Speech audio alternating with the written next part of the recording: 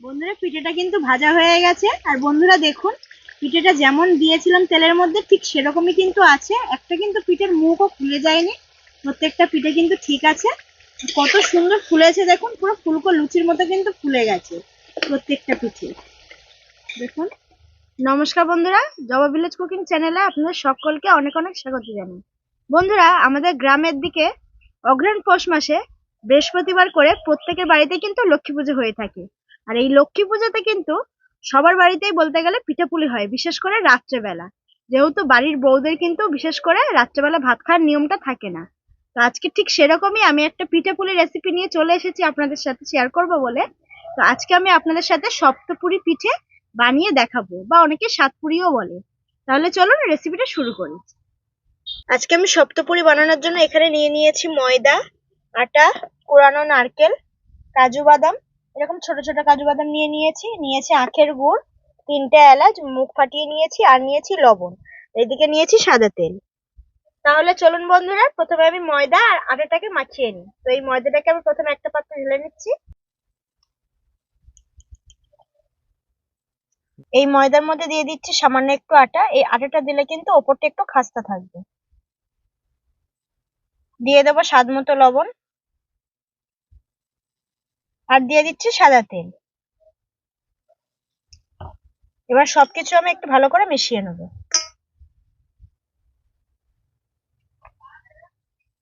মিশিয়ে নিয়েছি, এবার আমি অল্প অল্প জল দিয়ে একটা ডো আমি তৈরি করে নেব।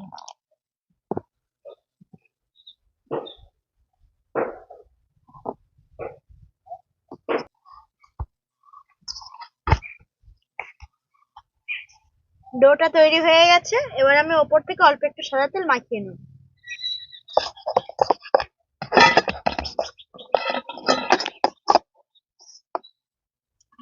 এবার এটা ঢাকা দিয়ে পুরটা তৈরি করার জন্য উনুনের কাছে চলে যাব।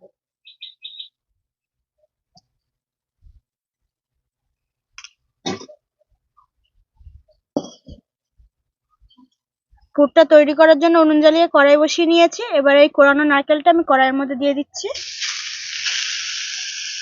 3টে এলাচ আগে থেকে মুখ ফাটিয়ে নিয়েছি, দিয়ে দিচ্ছি।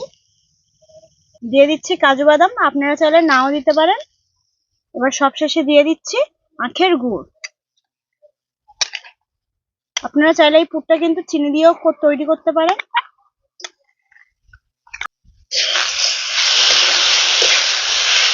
এবার অল্প একটু জল আমি এই বাটিতে দিয়ে এই নারকেলের পুরের মধ্যে দিয়ে দেবো।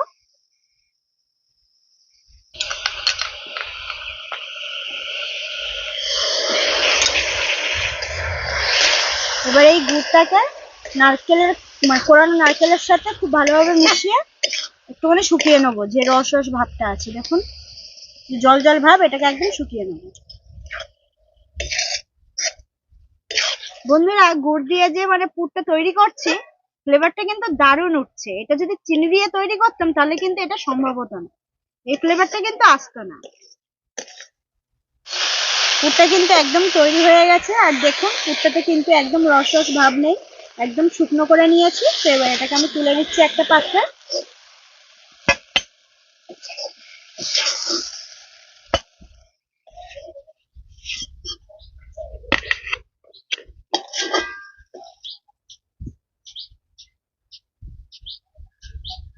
ময়দা আর নারকেলের পুর নিয়ে একেবারে নিচে বসে পড়েছি পিঠেটাকে তৈরি করার জন্য, মামি আর আমি।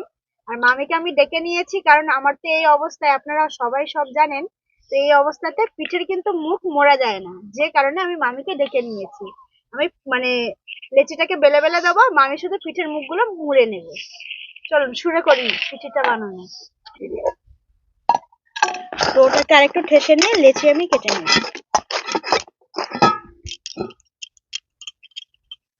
মাইমা, হ্যাঁ তুমি হাউ লেচি কাটো।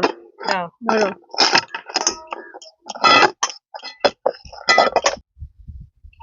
থালা তেল।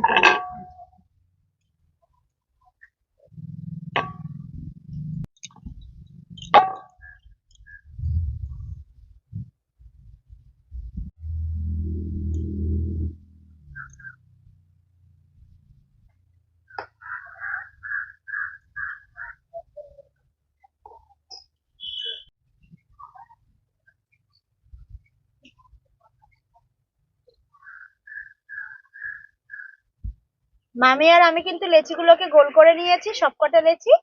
তো এবার আমি এই বেলনি নিয়ে নিয়েছি, আমি বেলে বেলে মামিকে দেব, মামি পুরটা রেখে মুখগুলো মুড়ে নেবে পিঠে।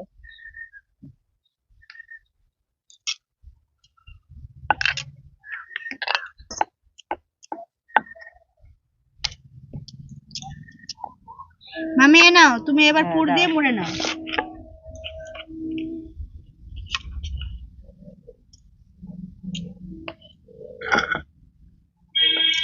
এবার পুর দিয়ে মুড়ে নিচ্ছি।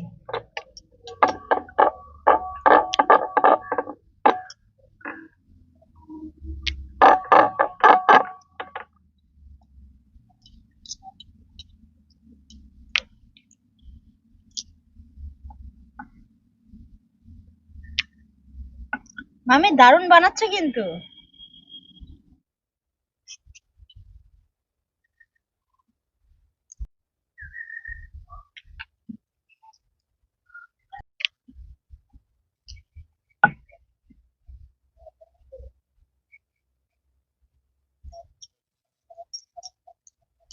মামি এই পিঠেগুলো বানাতে বানাতে কিন্তু বেশ সন্ধ্যা হয়ে আসলো, বেলাটা বেশ ডুবে যাচ্ছে। হ্যাঁ, সন্ধ্যার সময় তো খেতে ভালো লাগে পিঠে। সে তো একদম শীতের সন্ধ্যায় মানে গরম গরম পিঠে, হ্যাঁ, তার মজাই আলাদা।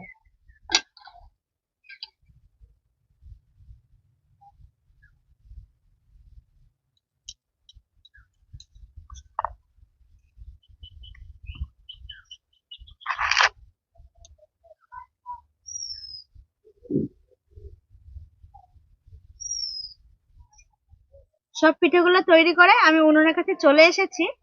আর মামি তো থাকলো না, মামি চলে গেছে বাড়িতে, বললে একটু কাজ আছে। আমি বললাম একটু থাকো, বলে না। তো যাই হোক, আমি কড়াইতে এবার ভাজার জন্য সাদা তেল দিয়ে দেবো।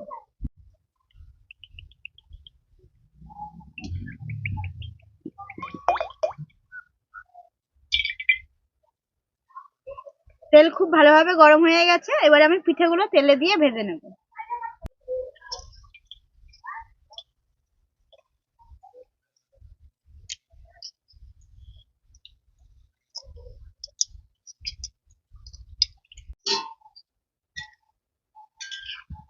বন্ধুরা দেখুন, পিঠেগুলো কি সুন্দর তেলের ওপর ভেসে উঠেছে, কত সুন্দর ফুলে উঠেছে দেখুন। আমি উল্টে পাল্টে কিন্তু একটু লাল লাল করে ভেজে নেব।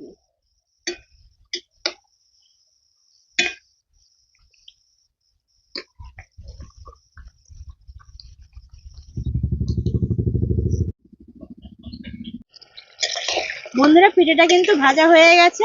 আর বন্ধুরা দেখুন, পিঠের মুখগুলো কিন্তু একটাও খুলে যায়নি, একদম কিন্তু ঠিকঠাক আছে। আর লুচি যেমন ফুলে যায় ঠিক কিন্তু সেরকমই ফুলে গেছে পিঠেগুলোকে। পিঠেগুলো ভাজা হয়ে গেছে, আমি এবার তুলে নিচ্ছি এগুলোকে।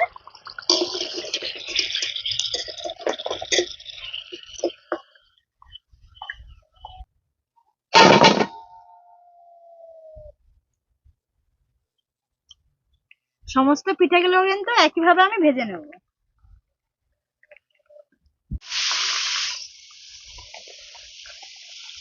সেকেন্ড ব্যাচটাও ভাজা হয়ে গেছে, তাই আমি এটাকেও তুলে নিচ্ছি।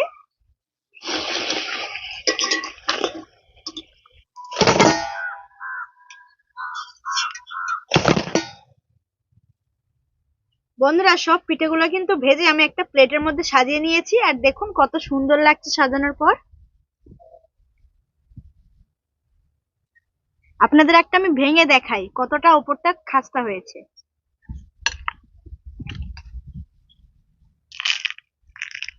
এই দেখুন, ভেতরটা কিন্তু নরম, ভেতরটা দেখুন পুরোটা কিন্তু পুরে ভর্তি, আর ওপরটা কিন্তু পুরো খাস্তা, এগুলো ভেঙে যাচ্ছে উপরের দিকটা। এই দেখুন,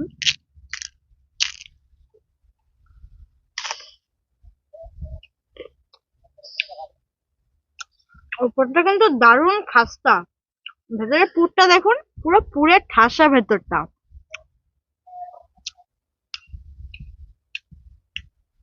দারুণ লাগে কিন্তু। পিঠে কিন্তু অনেক রকম ডিজাইন হয়, এটাও এক রকমের ডিজাইন। আর এই শীতকালে এরকম পিঠে কিন্তু, গরম গরম পিঠে খেতে কিন্তু ভীষণ ভালো লাগে, সবাই ভালোবাসে পিঠে খেতে। তো আমার আজকে এই সপ্তপুরি পিঠেটা কেমন লাগলো আপনাদের অবশ্যই আমাকে জানাবেন। আর ভালো লাগলে ভিডিওটিতে একটা লাইক, একটা কমেন্ট, একটা শেয়ার করে দেবেন। দেখা হচ্ছে পরে কোনো নতুন রেসিপি নিয়ে, ততক্ষণ সুস্থ থাকবেন, ভালো থাকবেন আর সাবধানে থাকবেন। আর হ্যাঁ, যারা আমার ইউটিউব চ্যানেলে নতুন অবশ্যই চ্যানেলটিকে সাবস্ক্রাইব করে নেবেন আর পাশে থেকে বেল আইকনটি বাজিয়ে অল নোটিফিকেশনটা অন করে দেবেন যাতে আমার ভিডিও সবার আগে আপনাদের কাছে পৌঁছে যায়। আর যারা ফেসবুক পেজ থেকে দেখছেন অবশ্যই পেজটিকে ফলো করে নেবেন। আজকের মতো টাটা।